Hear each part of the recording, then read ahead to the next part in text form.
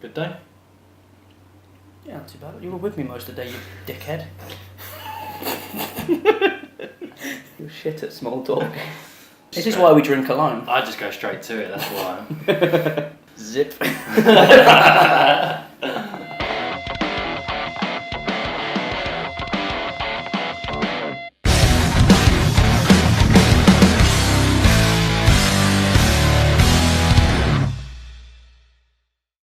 What's going on, guys, and welcome back to another video. So today's topic is going to be about alcohol and weight loss. So, can you drink alcohol and lose weight?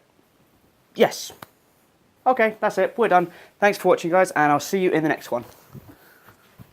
Okay, I'm going to go into it a little bit more than that. So yes, you can drink alcohol and still lose weight. Just like sugar and carbs, alcohol in itself does not cause you to gain or lose fat, for that matter. As discussed in previous videos, weight loss or gain will be determined by the amount of calories that you're eating. And this applies whether you drink or don't drink alcohol. So, quick recap, total calories are made up from the macros: protein, carbs and fat. Protein and carbs having 4 calories per gram and fat having 9 calories per gram.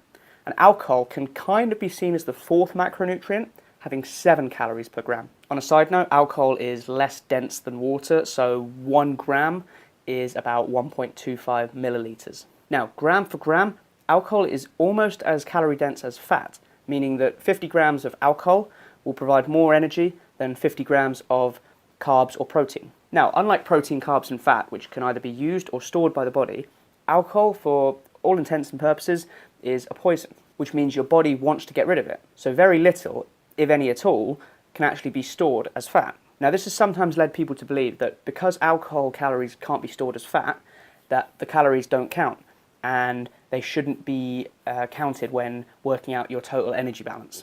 Unfortunately, that's not the case, and I'll show you why in this example. I'm sure it's no secret that I'm a big fan of superheroes, so we're going to use them in this example.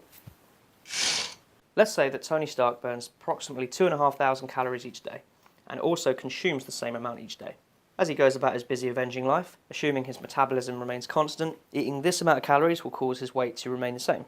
Of course, throughout the day, his body will rotate between periods of fat loss and fat storage, but at the end of the day, the net difference will be 0, leading to no weight loss or gain. Now, let's say he throws a party and decides he's going to let loose, going to have a few drinks. To keep things simple, we'll say he went for shots. This means he's only consuming extra calories in the form of alcohol, not from carbs, as drinks like beer and cider would have. So throughout the night, Tony polishes off 5 25ml shots of vodka. Actually, let's make that 10. This is Tony Stark we're talking about here. So, being 40% alcohol, each of these shots contains 10 milliliters of alcohol, which is equal to about 8 grams. This means each shot carries 56 calories, altogether making 560 calories of poor life choices. Okay, so this is 560 calories that can't remain in the body and needs to be gotten rid of. So because Tony burns 2,500 calories a day, his body will get 560 of those calories from alcohol, and the other 1,940 will come from food.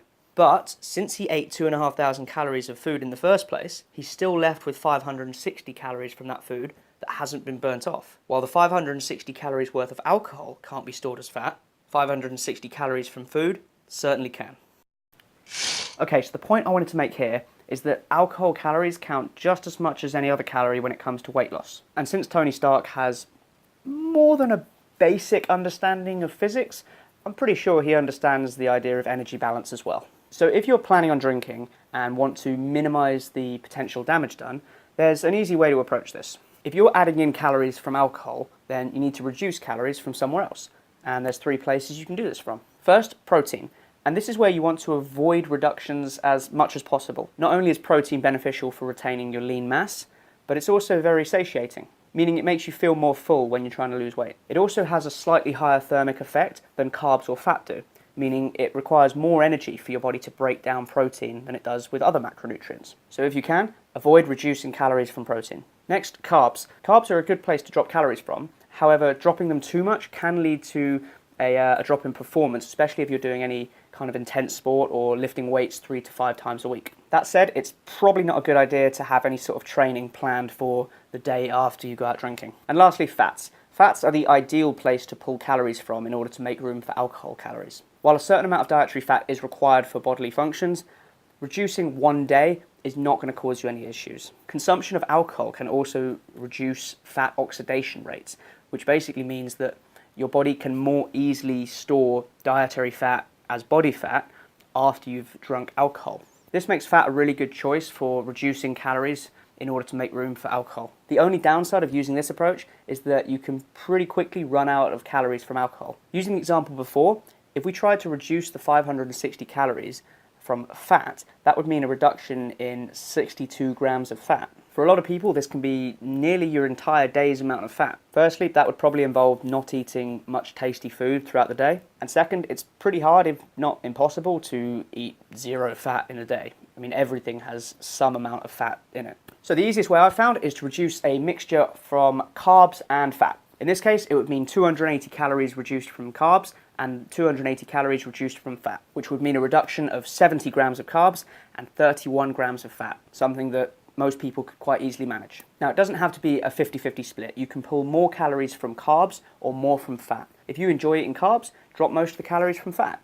You know, if you're the kind of person who enjoys eating a lot of meats, cheeses, high-fat foods, then you're probably going to want to pull more of your calories from carbs. At the end of the day, whether you pull from carbs or fat is not as important as the total calories, which is what makes up the big picture. Okay, now we understand that alcohol doesn't cause weight loss or weight gain by itself. But a big thing people often overlook is the indirect effect that alcohol can have on weight loss. Let's not beat around the bush. When you go out drinking, you don't come home and you're not craving a high protein, lots of veggies, low calorie kind of meal. Most likely you're going to be tempted to order a pizza, burger, kebab, or any other high calorie junk food meal. So it's not the alcohol that's causing weight gain, it's the bad food choices people tend to make when they're wasted. Wow, what a surprise. Who'd have thought that alcohol can lead to bad choices?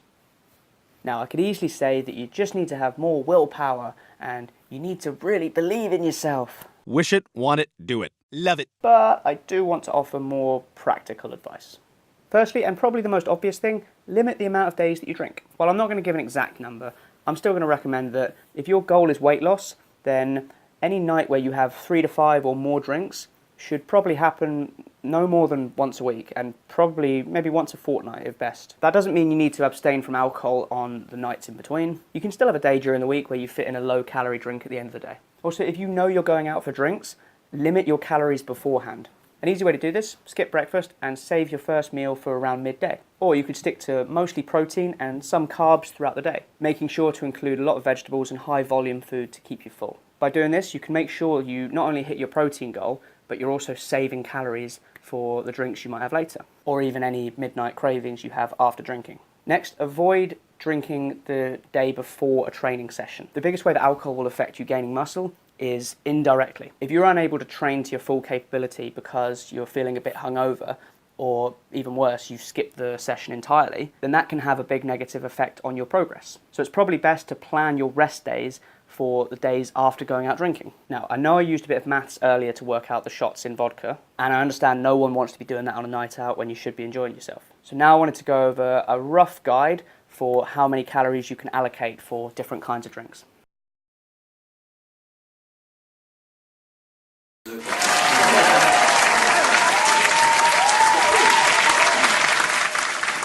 So welcome to fun drinking times. I'm going to need my assistant, so I'm going to do some magic now.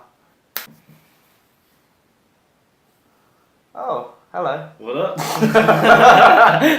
That worked really well. I bet that was awful. So, quick way to figure out the calories in different alcohol. So, ciders and beers. I don't know if that's going to show up very well on the camera. So 440ml Strongbow can. What year is this from? Good year? Yes, just a year you drink it. Yeah? Yeah. Good. As long as you drink it inside the year you bought it, it's fine. We're not on about the best before date. Just drink it. It's cider. Gets you drunk. Cool. So about 200 calories in beer and cider. Maybe up to 230, 250, depending on if it's the sweet cider. So got the Old Moot Kiwi and Lime here. That's sweet. But obviously the smaller can, so probably considerably less, about 150. The 200, 250 is based on a full can pint. Next up we have a lovely House Shiraz. Sainsbury's House Shiraz. Exactly. Anything you want to say about this drink? I don't. Have you tried it? No, I haven't. You don't drink it? No. Do you want to try it? It's not Ribena. Is it not? No. It's just grapes, isn't it? Pretty much. For wine is great. Yeah, I stood on them earlier. Did a little stamping thing. Yeah, I can taste the feet. Yeah. Yeah. Cheesy. Oh, jeez, that's minging. Oh, that's actually, I like that. You don't like that? No, I think it's horrible. alright. No. So wines about based on a 175ml glass, probably going to be about 130 to 160 calories. Obviously, the higher percentage is going to have more alcohol, so more calories based on the percentage. So if you get up to like 13-14% wine, probably going to lean towards the higher end. But 140, safe bet for amount of calories. Spirits.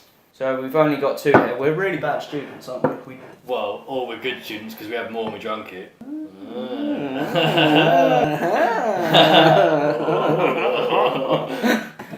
So we've got. You're right, mate. Yes. You good? Yeah. Gentleman Jack, you can see you. And gin. So gin, whiskey, vodka, rum, all the kind of 40% spirits.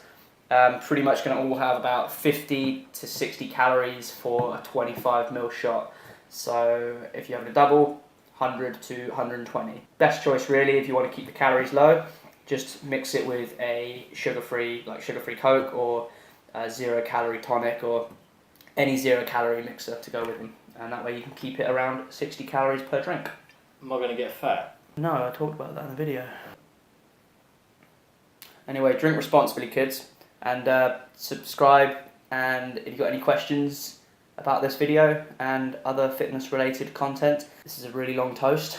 It is. Yeah, let me know. See you in the next one. See you later.